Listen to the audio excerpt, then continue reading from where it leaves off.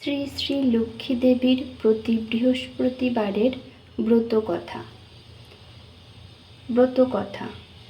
দোল পূর্ণিমার নিশি নির্মল আকাশ, ধীরে ধীরে বহিতেছে মলয় বাতাস। লক্ষ্মী দেবী বামে করি বসি নারায়ণ, করিতেছে কত কথা সুখে আলাপন। সেই কালে বিনা হস্তে নারদ মুনিবর, লক্ষ্মী নারায়ণে নমি কহিল বিস্তর। ঋষি বলে মাগো তব কেমন বিচার, সর্বদা চঞ্চলা হয়ে ফিরো দ্বারে দ্বার। মর্তবাসী সদা তাই ভুগিছে দুর্গতি, ক্ষণেকের তরে তব নাহি কোথা স্থিতি। প্রতিদিন অন্নাভাবে সবে দুঃখ পায়, প্রতি গৃহে অনশন জীর্ণ শীর্ণকায়। নারদের বাক্য শুনি লক্ষ্মী ঠাকুরানী, সঘনে নিঃশ্বাস ত্যাজি কহে মৃদু বাণী। কভু না কাহার প্রতি আমি করি রোষ, নরনারী দুঃখ পায় নিজ কর্মদোষ। যাও তুমি ঋষিবর ত্রিলোক ভ্রমণে, ইহার বিধান আমি করিব যতনে। অতঃপর চিন্তি লক্ষ্মী নারায়ণে কয়, কিরূপে হইরিব দুঃখ কহ দয়াময়। হরি কহে শুনো সতী বচন আমার, মর্তধামে লক্ষ্মীব্রত করহ প্রচার। বৃহস্পতিবারে মিলি যত ত্রয়োগণে, সন্ধ্যাকালে পূজি কথা শুনি ভক্তি মনে। বাড়িবে ঐশ্বর্য তাহে তোমারও কৃপায়, দুঃখ কষ্ট দূরে যাবে তোমারও দয়ায়। শ্রীহরির বাক্য শুনি আনন্দিত মনে, মর্তে চলিলেন লক্ষ্মী ব্রত প্রচারণে। অবন্তী নগরে লক্ষ্মী হল উপনীত, দেখিয়া শুনিয়া হল বড়ই স্তম্ভিত। নগরের লক্ষপতি ধনেশ্বর রায়, অগাধ ঐশ্বর্য তার কুবেরের প্রায়। সোনার সংসার তার শূন্য হিংসা দেশ, প্রজাগণে পালিত সে পুত্র নির্বেশে। এক অন্নে 7 পুত্র রাখি ধনেশ্বর, যথাকালে সসম্মানে গেল লোকান্তর।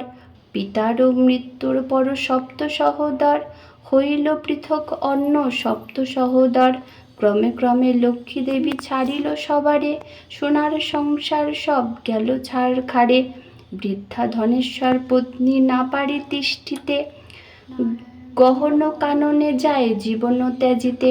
হেনকালে ছদ্মবেশে দেবী নারায়ণী, বনমাঝে উপনীত হলেন আপনি।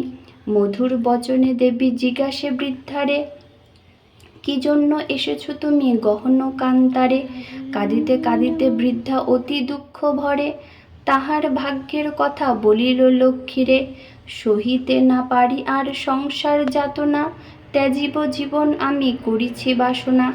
লক্ষ্মী দেবী বলে শুনো আমারও বচন, মহাপাপ আত্মহত্যা নরকে গমন।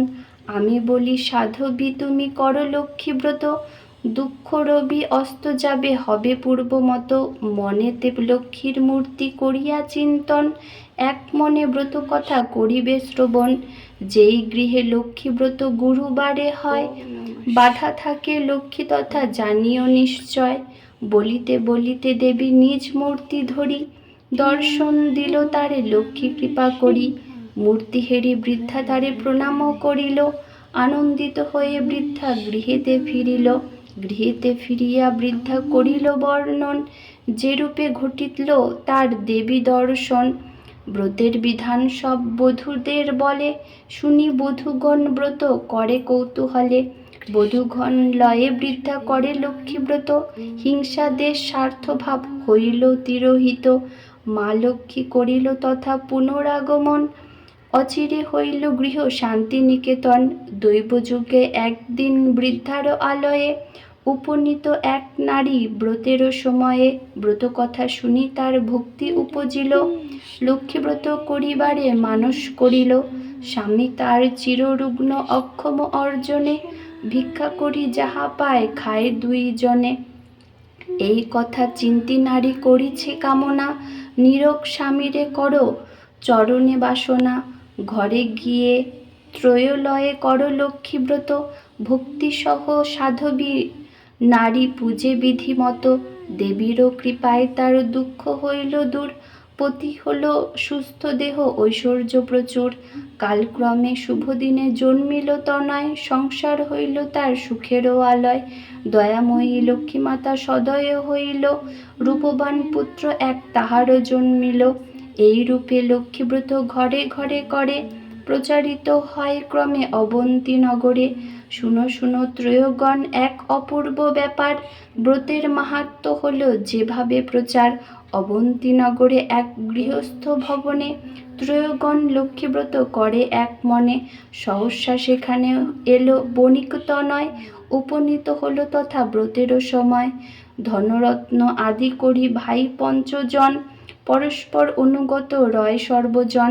ব্রত দেখি হেলা করি সাধুর তনয়, বলে এ কি ব্রত ইথে কিবা করি ফলোদয়। সদাগর বাক্য শুনি বলে বামাগণ, করি লক্ষ্মী ব্রত যাতে কামনা পূরণ। এই ব্রত যে করিবে ধনে জনে তার, লক্ষ্মী বরে হবে তার সোনারও সংসার। শুনি তাহা সদাগর বলে অহংকারে, যেজন অভাবে থাকে সে পূজে উহারে। ধনৈশ্বর্য ভোগ আদি যা কিছু সম্ভবে, সবই তো আমার আছে আর কিবা হবে। ভাগ্যে না থাকিলে লক্ষ্মী কিবা দিবে ধন, হেন কথা কভু আমি না শুনি কখনো। অহংকার বাক্য লক্ষ্মী সহিতে না পারে, গর্বের কারণে লক্ষ্মী ছাড়িল তাহারে।